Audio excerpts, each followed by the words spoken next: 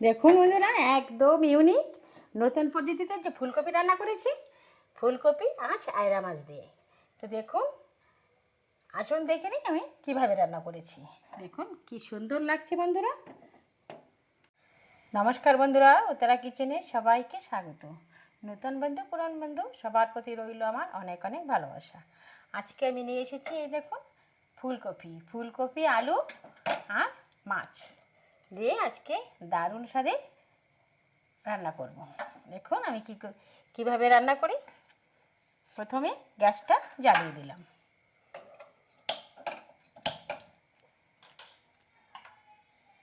দিয়ে দিচ্ছি একটা কড়াই বসিয়ে দিলাম।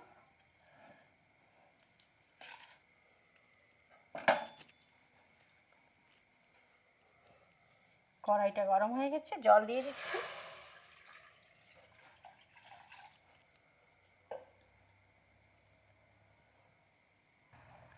জলটা গরম হয়ে গেছে, দেখুন আমি দিয়ে দেবো ফুলকপিগুলো একটু সিদ্ধ করে নেব। এমন দিয়ে দিচ্ছি।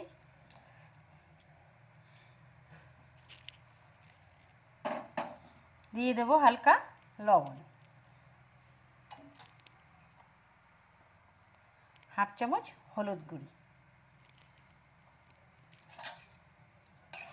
দিয়ে ভালো করে একটু নাড়িয়ে দিলাম।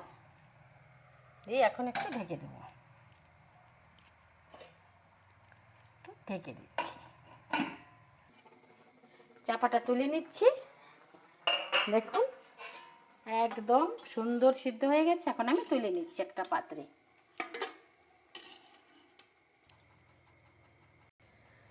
বন্ধুরা, আজকে একটা ভিন্ন স্বাদের রান্না করব ফুলকপি আলু মাছ দিয়ে। দেখুন প্রথমে কড়াইটা আবার বসিয়ে দিয়েছি, গরম হয়ে গেছে। আমি তেল দিয়ে দিচ্ছি। বন্ধুরা, যে যেখান থেকে দেশ বিদেশ আমার ভিডিওটা দেখছো, প্লিজ বন্ধুরা একটা সাবস্ক্রাইব করে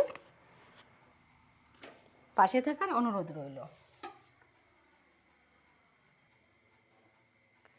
একটা লাইক দিয়ে দেখা শুরু করবেন। দিয়ে দিচ্ছি 4 চামচ কর্নফ্লাওয়ার। দেখুন 4 চামচ কর্নফ্লাওয়ার দিয়ে দিলাম। 2 চামচ ময়দা, একটা ব্যাটার বানিয়ে নেব। দিয়ে দিচ্ছি হালকা লবণ,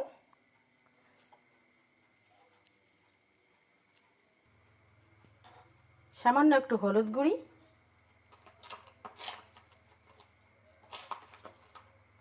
একটু লঙ্কা গুঁড়ি, একটু মিলিয়ে নেব। দিয়ে দেব জল, অল্প অল্প জল দিয়ে ব্যাটারটাকে গুলিয়ে নেব।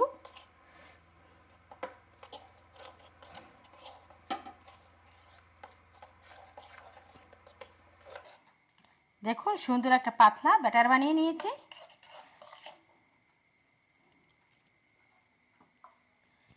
ভিডিওটা একটা লাইক দিয়ে দেখা শুরু করবেন। ফুল আঁচ করে দেখে সুন্দর একটা কমেন্টে লিখে যাবেন রান্নাটা কেমন হয়েছে। এই দেখুন ফুলকপিতে আমি এইভাবে হালকা হালকা করে একদম পুরো ভরা ভরা একদম ঝরিয়ে ফেলবো। এই যে দিয়ে দিচ্ছি। এইভাবে আমি সমস্ত ফুলকপির পকোড়াগুলো ভেজে নেব।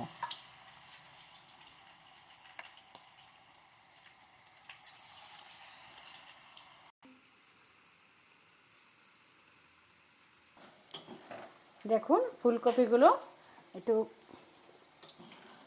কোট করে নিয়ে ভালো করে আমি ভেজে নিয়েছি। এখন আমি তুলে নিচ্ছি। এভাবে ফুলকপি রান্না করে খেয়ে দেখবেন, দুর্দান্ত হয় খেতে। 4 পিস মাছ আছে এখানে বন্ধুরা। এটা আছে আয়লা মাছ, সমুদ্রি মাছ। এটা আয়লা মাছ। তো দেখুন এই আয়লা মাছও এইভাবে কোট করে নিচ্ছি। আয়লা মাছগুলো এইভাবে ভেজে নেব।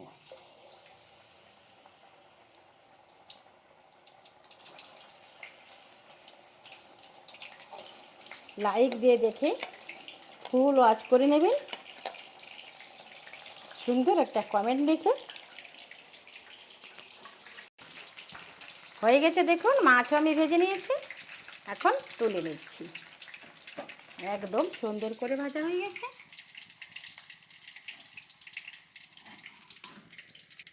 এত তেল তো লাগবে না, দেখুন আমি একটু তুলে নিচ্ছি।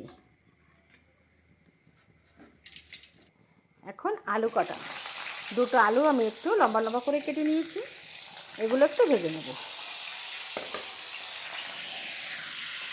দিয়ে দেবো সামান্য লবণ,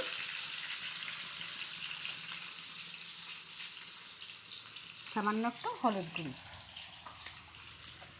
তো নাড়াচাড়া দিয়ে ভেজে নেব।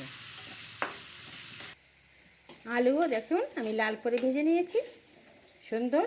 এখন আমি তুলে নিচ্ছি।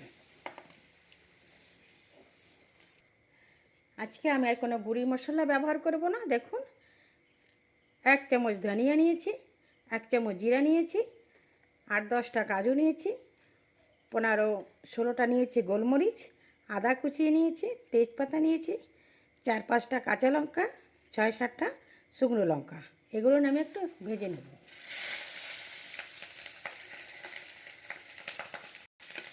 এই মশলাটা দিয়েই রান্না করব, সেটা খুব টেস্টি হয়।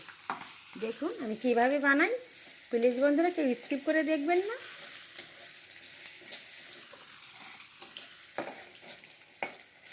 ধনিয়া জিরে একটু ভালো করে ভেজে নিয়েছি। এখন দিয়ে দিচ্ছি টমেটো, 2টো টমেটো আমি কেটে নিয়েছি, এগুলো সঙ্গে ভেজে নেব। হয়ে গেছে, একদম বেশি ভেজে নেব না, তুলে নিচ্ছি। কড়াইটাতে আর একটু তেল দিয়ে দিচ্ছি, সেই ভাজা তেলটাই।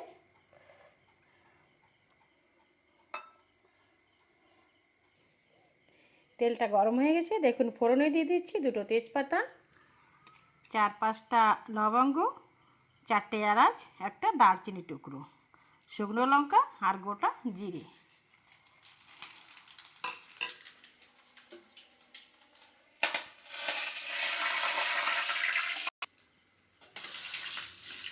আঁচটা একটু কমিয়ে দিলাম, দিয়ে দিচ্ছি হিং।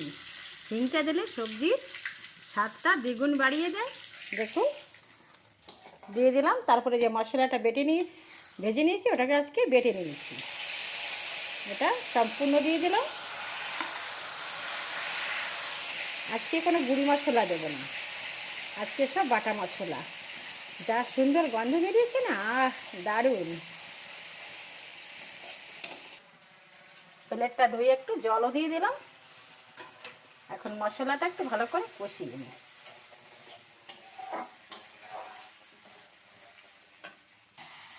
দেখুন মশলাটা আমি ভালো করে কষিয়ে নিয়েছি, তেল ছাড়তে শুরু করছে। যা রসায় যা লবণ লাগবে সেটা এখন দিয়ে দিলাম, কারণ সব কিছু ভাজার সময় আমি লবণ দিয়েছিলাম, একটু কম দিলেই হয়ে যাবে। দিয়ে দেবো সামান্য একটু হলুদ গুঁড়ি।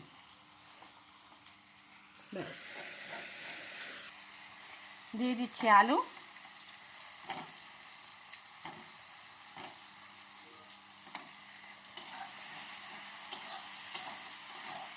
আলু দিয়ে আর একটু কষিয়ে নেব। খুব সুন্দর করে কষিয়ে নিয়েছে, ঘ্রাণে পুরো ঘর একদম মামা হয়ে গিয়েছে বন্ধুরা, এত সুন্দর গন্ধ বেরিয়েছে। জল দিয়ে দিলাম।